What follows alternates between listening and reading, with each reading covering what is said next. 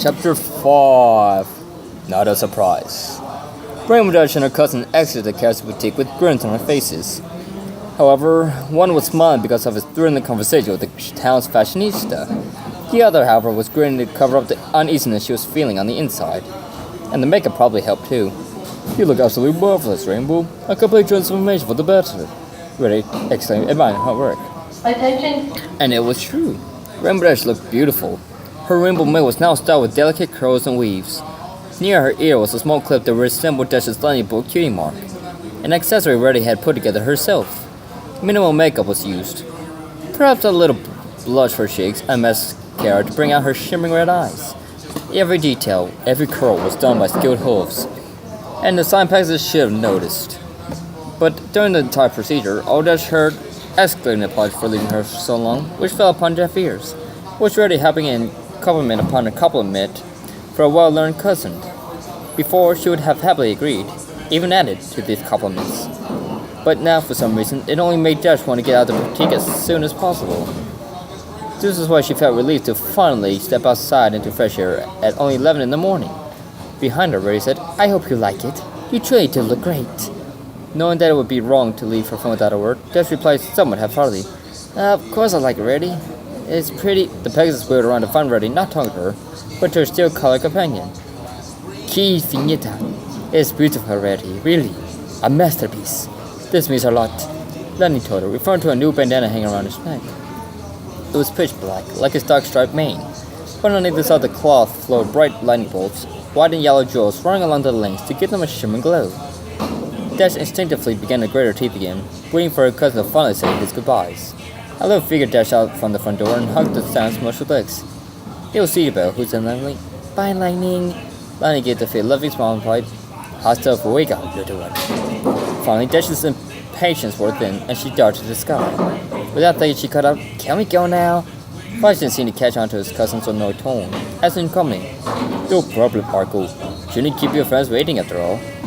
So, giving one final wave, the stallion followed suit, soaring next to his cousin to their next destination. What he didn't notice, however, was his cousin's ambivalent glance as he pulled up next to her. "Your amiga so really nice, Dash. I'm certain to be glad I came along," Lightning said pleasantly.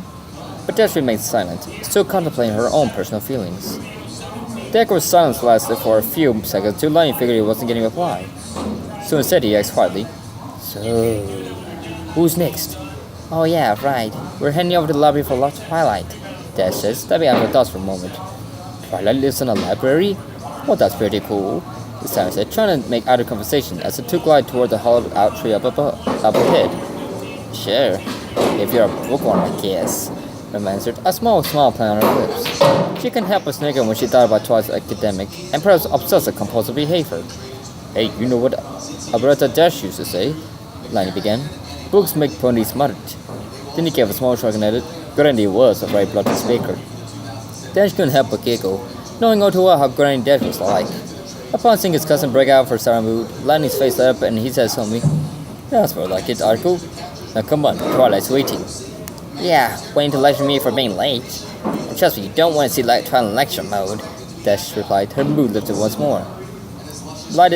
They lighted down in front of the tall tree that was the Ponyville Library. It was a nice little abode, unchanged since the old days. The only thing that was different was the ponies in it.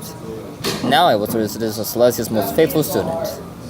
Dash gave the three short knocks on the front door before callously swinging it inward. His path was cut short, however, and a loud thud was heard on the other side, followed by the sound of falling books. Dash cautiously poked her head in the room to find an academic friend buried underneath a large pile of books on a nearly clean bookshelf. "Maybe this is the best time, Twilight. I should come back later," the Pegasus said quickly, obtaining the bolt out of the vicinity as fast as possible. But she didn't get very far before Lightning promptly shoved her back in the room. "Hey man, what are you—" she complained. Dash then cut Twilight's annoyed glare, to which she answered with a guilty smile for the second time in 2 days. From the balcony popped the pink, curly-maned head of a hyperactive pony, 3 balloons held tightly in her mouth. "See, Twilight, I said ear flop, eye flutter, knee twitch means you're about to get a door slammed in your face, silly," Pinkie Pie remarked. But when she opened her mouth, the balloons, now free from Pinkie's grasp, quickly began to float upwards. In an effort to catch the rising spheres of helium, Pinkie leaped out to the second floor, lodging her teeth on the party decoration strings. From below, Lightning watching hard, ready to see the pink ponies plummet to the hard floor below. But to his surprise, Pinky instead began to slowly descend. The three tiny balloons somehow supported the mare's weight. As she lighted next the large pile of books, Lightning gaped in awe and uttered, "How did you do that?" "Do what, Flashy?" Pinkie Pie asked, this time through clenched teeth. "That, well, never mind," Lightning replied, instead of focusing on helping Twilight dig Twilight out of her leather-bound prison. "Jeez, Twilight, I'm really sorry about that. Totally my bad. You, okay?" The light blue fire questioned anxiously as she and Lightning slid the unicorn out of the pile. Once she had settled herself down next to the books, or to a somewhat inconvenient amount of books, Twilight rubbed her temple and replied, "Well, aside from the splitting headache and the probable black eye from being hit out with the doorknob, I'm feeling okay." Sarcasm. Twilight's #1 defense for everything. Already running out some of the phone books, Lightning orders offered, "Here, I'll help you put these back." "Thanks, Lightning. I appreciate it," the unicorn replied. "Hey, you want me to help?" Rainbow Dash asked, bending down to pick one of the books up. But before she could, Twilight abruptly intercepted Pegasus' path, saying a bit too quickly, "No!" Clearing up the doubt and regaining her composure, Twilight repeated, "No thanks, Dash. I think we can handle it. After all, we don't want another accident to happen." Seeing the normally private Pegasus huge troop at his ultimatum, Twilight added, "But you can help Pinkie out." "Sweet," Dash answered. "So, Pinkie Pie, what do I need to do?" At the mention of her name, the town's party mayor bounced up to the Pegasus and replied energetically, oh boy, you can help me set things up for Lightning's party tomorrow, Dashy. There'll be streamers and balloons and confetti and balloons and music and balloons. Oh, and cake. Lots and lots of cake. It'll be all for your cousin. Oh, it'll be so much fun." Dash looked uneasily at the streamers, already hung up around the library, and said softly, "Yeah, sure. For Lightning and all that. Fun." Then she gave a small unconvincing laugh and went to follow the pink pony's head, or lead. But not before pinging back to see Lightning and Twilight already chatting away. Pinkie led the sky-colored pony outside to a colorful banner with the words "Welcome to Ponyville" painted across it. One side was already hanging on a branch, jutting at the library. The other was draped on the ground where the two ponies stood. "Okie dokie, first we're gonna put up this banner up at the door." "Ready, Dashy?" Pinkie said excitedly. "Ready, just tell me where to put it," Dash replied, feeling the bright yellow banner held in her mouth and some taste stuck at the edge of her hooves. The Pegasus flew to the trunk of the tree and held the near end in an appropriate spot, saying, "Here?" With a look of immense contemplation, Pinkie Pie stared at the spot for a moment before declaring, "Move it a bit lower." The Pegasus obliged, descending a few inches. But the pink pony shook her head and remarked, "No, wait! Higher!" No, lower." "Okay, a little higher." Teens a bit lower." "Oh, way too low." "A smidge higher." "No, wait." "Pinkie!" The impatient fly scuttled through the clenched teeth. "Oopsie. Sorry, Dan Rainbow, that's good. The tip it to the wall." The Pegasus obeyed, and smacked the square of duct tape onto her rough paw. Then she let the banner hang freely.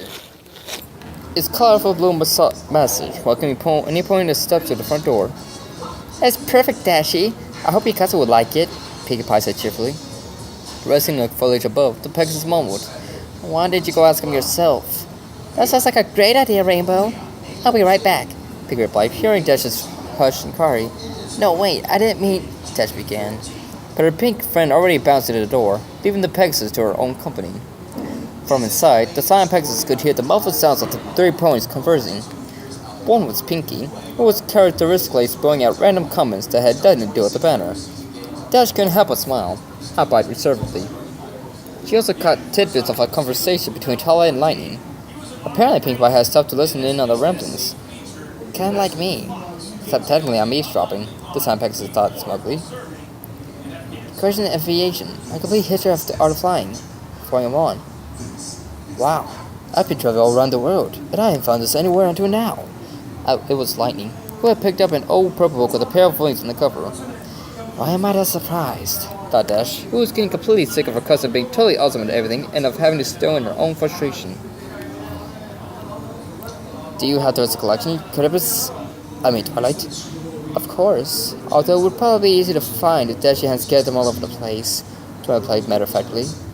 From her perch above, Dash grimaced in response and said to herself, "Why is it always my fault? seemingly forgetting that she did knock her friend into the bookcase. Running to see what was happening, she lowered herself down to a window, which she could look through. However, she didn't stay there for long, because as she lowered her hand from the glass, Lightning said, "Yeah, I guess it's getting hot stuff in here. Do you mind if I open the window?"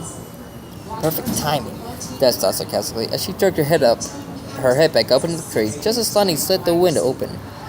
At that moment, a gust of wind blew into the library, causing a small tower of nearly stacked books to come tumbling down once again. "Oh, Murata!" Nick exclaimed. Then, with the way he said, he apologized. "Pardon the language, Twilight. I'm such a klutz sometimes." "No problem, Lightning. Nothing we can't fix," Twilight answered with determination. Meanwhile, the silent Pegasus outside whispered herself, "What the heck? Why did she yell at me when I mess up?" Dash spent about 20 minutes resting in the green leaves, having to endure another delay in her wonderful plans. Her friends conversed about intellectual topics, scholarly interests, and pretty much everything that Dash could care less about. In fact, the Pegasus would have tuned out the entire conversation if it wasn't for one sentence. So casually dropped by in her lavender unicorn friend. "You're much more sophisticated. Perhaps was more like you. You didn't take a brain surgery to get the message. Perhaps Twilight had meant for it to sound so insensitive, so horrible. Maybe it was just a joke, just part of Twilight's humor. Maybe, for once, the unicorn had a slip of the tongue. But it was enough. Enough for Dash to jolt up her mind and mix her surprise and anger. Enough for her to sit down from her perch, finally unable to take another second of the point's conversation. She burst into the library, almost knocking the restored books off the shelves once again. Her first thought was, "I didn't exactly plan for this one out." The second was, "Oh wait, I just realized I don't give a buck." She strode into the library, gritting her teeth in frustration. The rainbow-made pony tried unsteadily. "Well, Twi, you have anything else for me, or are you finished with everything?" Thinking about by Dash's sudden appearance, Twi responded, "Well, Lang and I finished cleaning quite a bit earlier than I expected." "Oh, you should have seen it, Dashy. He flew around and around so fast, he knocked the dust right off the shelves," Pinky interrupted. "Yes, Pinky, it was very interesting." "As I was saying, I think we're done," Twilight continued. "Well then, if I'm not needing anymore, then I guess it's time for me to jet," Dash said, flourishing her wings. Lightning shot up from his seat and said calmly, "We have to go now, Dash? I mean, Twilight and I were just talking. Oh, if you want to stay, then stay, Lightning. I'm not stopping you," the Silent Mare responded bluntly. The harried pony turned towards the door, beginning to exit the hollow tree. As she shot up in the air, Dash commented, troubled, "Besides, I'm probably not sophisticated enough to say anyway." The 3 ponies that were left stood there, stunned at Dash's rash departure.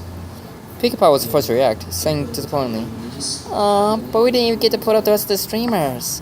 The studious unicorn just stood in absolute silence, her mouth agape. Although Dash was a bit prone to outbursts, they were usually of pride and confidence.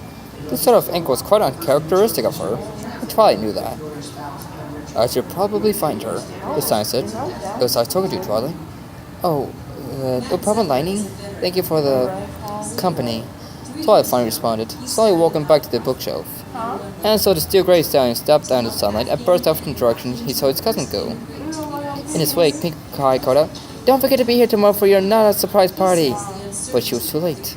Lightning was already out of earshot, and unfinished to find his lost prima. What is going on, reviewers? So, not much to say right now. 3 things. 1. 13 ponies. 2. Pinkie Pie, why are you so random? And 3. Review!